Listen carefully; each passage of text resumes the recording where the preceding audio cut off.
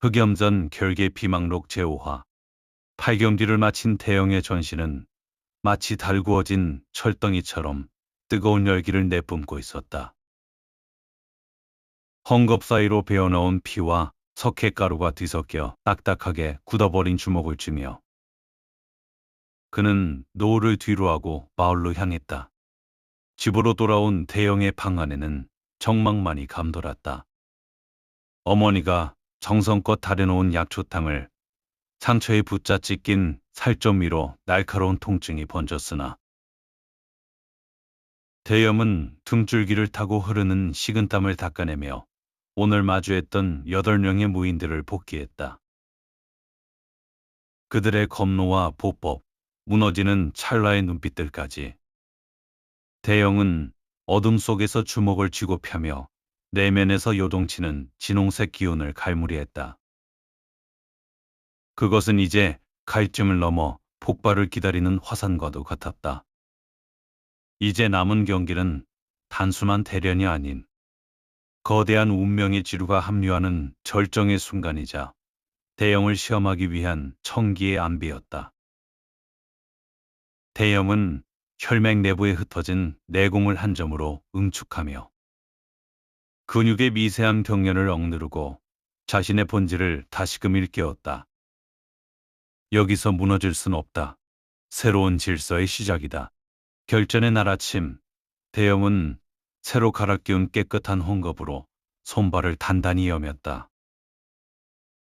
마당으로 나서기 전 정갈한 차림으로 기다리던 어머니 앞에 무릎을 꿇었다. 어머니, 다녀오겠습니다.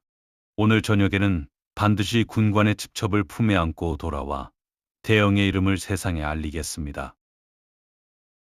어머니는 대답 대신 대영의 해진 점포자락을 말없이 쓸어내렸다.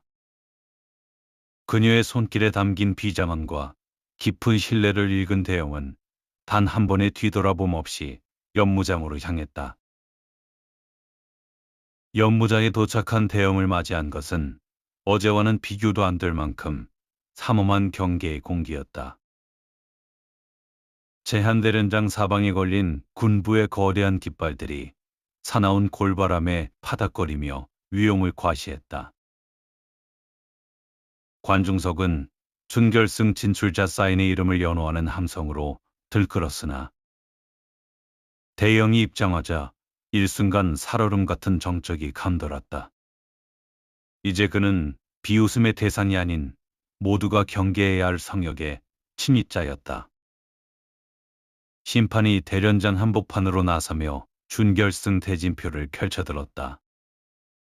준결승 제1경기 청운산의 대영, 그리고 심판의 시선이 대영의 맞은편을 향했다. 그곳에는 어제의 승자들 중에서도 가장 압도적인 기세를 뿜어내던 괴물이 서 있었다. 대영은 목검을 고쳐주며 나른한 예리함을 안광에 담고 제 몸 안에서 공명하기 시작한 진홍색 기류를 느끼며 첫 발을 내디뎠다. 준결승의 서막 운명의 지류가 합류하는 전장. 준결승의 막이 올랐다. 대영의 맞은편의 선자는 협주성 궁부의 비밀병기라 불리는 진검의 귀재 철무였다. 그는 규격화된 목검을 쥐고 있음에도 마치 실검을 든 듯 서슬퍼런 살기를 뿜어냈다. 제한대련장 준결승 제1경기 대영, 그리고 철무, 입진하라. 심판의 선언과 함께 두 무인이 마주섰다. 철무의 안색은 대리석처럼 차갑고 단단했다. 3호 경내, 철무는 끝을 지면에 내리며 오만한 묵내를 건넸고 대영은 등줄기에 흐르는 식은땀을 갈무리하며 헝겊감은 주먹으로 목검을 꽉 쥐었다. 계련 시작. 철무의 목검은 보이지 않을 정도로 빨랐다. 대영은 그의 검로를 읽으려 했으나 철무의 정교한 초식에 휘말려 연달아 어깨와 옆구리를 허용했다. 해진 점포가 찢겨나가며 선혈이 붉게 배어나왔고 철무의 목검이 대영의 쇄골을 강타했다. 우득 하는 불길한 소리와 함께 대영의 무릎이 꺾였다. 위독 상태에 가까운 압박감이 그의 심맥을 짓눌렀고 대영의 안검은 흐려지기 시작했다. 철무가 최후의 일격을 위해 목검을 지켜던 찰나 대영은 엎드린 자세에서 짐에게 진동을 극한으로 끌어올렸다. 신체적 고통을 내공의 동력으로 치환하듯 그는 지면을 박차고 솟구쳤다. 자신의 목검을 방패 삼아 내던지며 철무의 시야를 가린 뒤 그는 철무의 가슴팍 안쪽 가장 깊숙한 허점으로 신념을 날렸다. 대영의 헝겊감은 정권이 철무의 명치를 꿰뚫듯 장렬했다. 내면에서 소용돌이치던 진홍색 기류가 비명처럼 솟구쳐 주먹 끝으로 쏟아져 나왔다. 공명, 단순한 타격이 아닌 상대의 신맥을 뒤흔드는 육중한 진동이 철무의 전신을 강타했다. 겁, 철무의 신형이 대련장 바닥을 굴러 경기 밖으로 처박혔다. 그는 단 한 번의 신음과 함께 창백하게 질려 쓰러졌고 대염은 주먹을 쥔 채 바들바들 떨며 간신히 서 있었다. 심판이 엄숙하게 팔을 들어 올렸다. 철무 전투 불능, 준결승 승자, 대영. 결승 전까지 주어진 한식경의 휴식. 대영은 그늘진 처소에서 피멍이 든 쇄골의 통증을 견디며 가부좌를 틀었다. 거칠게 유동치는 내공에 찌꺼기를 간전으로 모아들이자 부서진 뼈마디 사이로 미세한 진동이 일며 기력이 응축되기 시작했다. 다시 낡은 헝겊을 입으로 물어 팽팽하게 감은 대영은 죽음과도 같은 고요함을 머금은 채 최종 결전의 장으로 향했다. 관중석은 숨소리조차 들리지 않는 삼엄한 정적에 잠겨 있었다. 결승 상대는 명문 세가 중의 명문, 진법과 거미조화로 이름을 떨친 천우문의 후계자 가온이었다. 그는 티끌 하나 묻지 않은 백색 점포를 입고 차가운 안광으로 대영의 만신창이가 된 몰골을 훑었다. 제한대련장, 최종 결승, 청운산의 대영, 천우문의 가온, 입진하라. 심판의 외침에 대영은 부서진 쇄골을 움켜쥔 채 흙바닥 위로 올라섰다. 상대 가온은 눈부시게 하얀 점포를 휘날리며 대영을 멸시하듯 때려다보았다.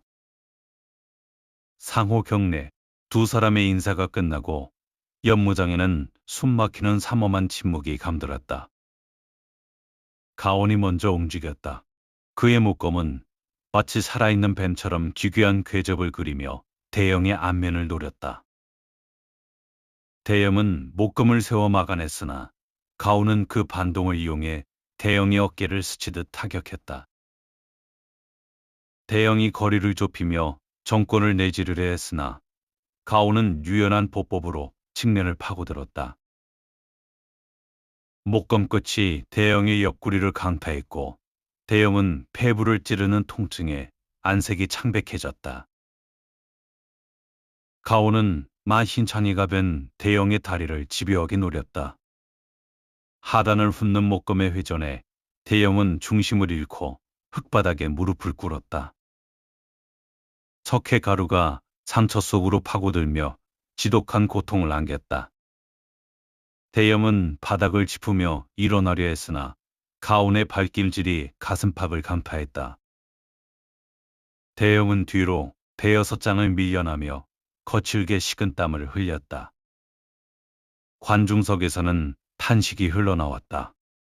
대영은 마지막 남은 힘을 쥐어짜 목검을 휘둘렀다. 하지만 가온은 단 한 번의 탄검으로 대영의 목검을 허공으로 날려버렸다.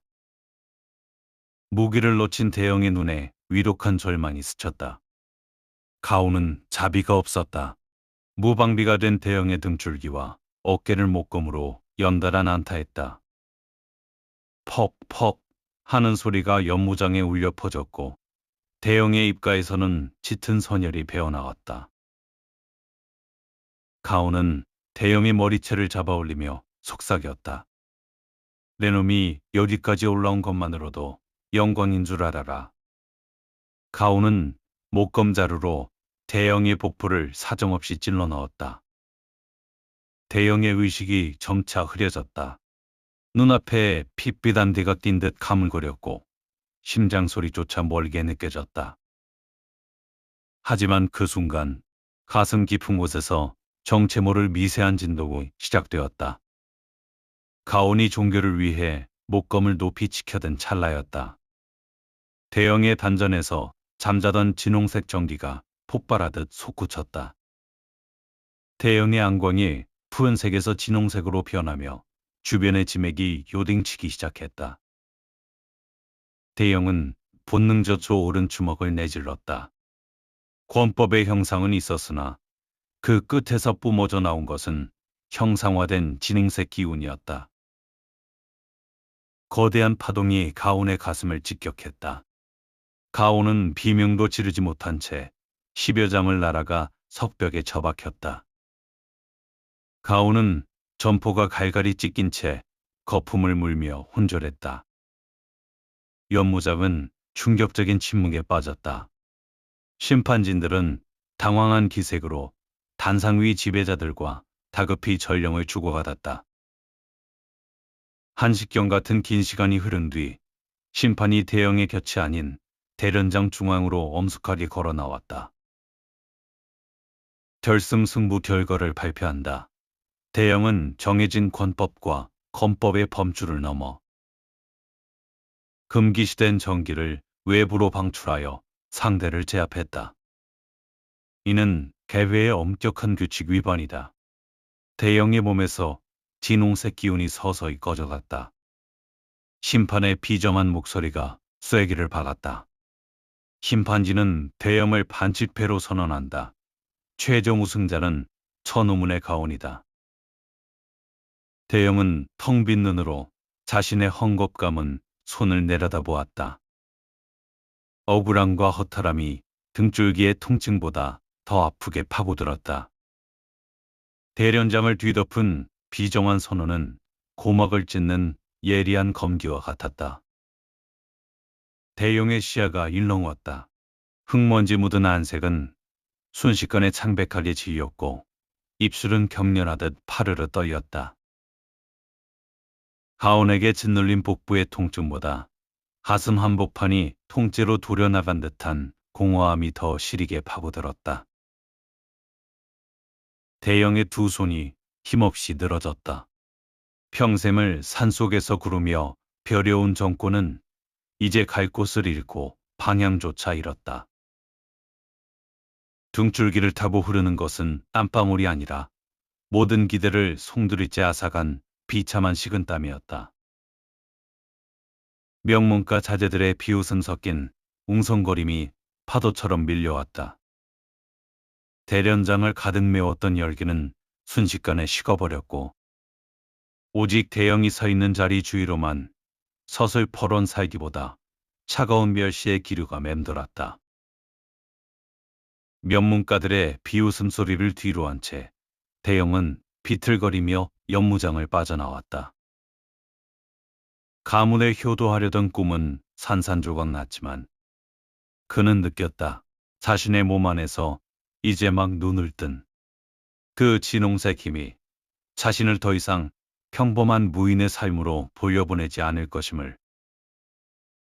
대영은 비틀거리며 연무장 밖으로 발을 내디뎠다. 그의 발걸음이 닿는 흙바닥마다 억눌린 울분처럼 깊은 발자국이 패였다. 이 힘은 축복인가 아니면 저주인가. 단전 깊숙한 곳에서 여전히 고동치는 진홍색 기운이 느껴질 때마다 집에서 홀로 아들의 승전보를 기다리고 계실 어머니의 주름진 얼굴이 뇌리를 스쳤다. 효를 위해 뻗었던 주먹이 처음으로 세상에 대한 거대한 그녀를 느꼈다. 연무장 너머로 해가 저물며 핏빛 노을이 졌다. 대염은 자신의 손을 다시 한번 꽉 쥐었다. 부서진 것은 꿈이었으나 신맥 속에 새겨진 진홍색 힘은 이제 슬픔을 먹고 더 육중하게 진동하기 시작했다. 그것은 마침표가 아니라 평범한 무인으로 살 수 없는 그의 운명이 내뱉는 첫 외침이었다. 영광도 군권의 직첩도 사라진 빈손이었으나 그의 머릿속은 오직 몸 안에서 요동치던 그 기이한 힘에 대한 의문으로 가득 차 있었다. 피와 흙먼지로 얼룩진 채 돌아온 대영을 보며 어머님은 말없이 대야의 따뜻한 물을 받아왔다. 대영은 상처를 닦아내는 어머니의 떨리는 손길을 느끼며 낮게 입을 열었다. 어머니, 제 몸 안에서 제 의지와 상관없는 기운이 솟구쳤습니다. 그것 때문에 반치패를 당하고 쫓겨나듯 돌아왔습니다. 저는 평범한 사람이 맞습니까? 그 순간 상처를 닦던 어머니의 손길이 일순간 정지했다. 그녀의 안색은 순식간에 창백해졌고 시선을 피하며 더욱 깊게 고개를 숙였다.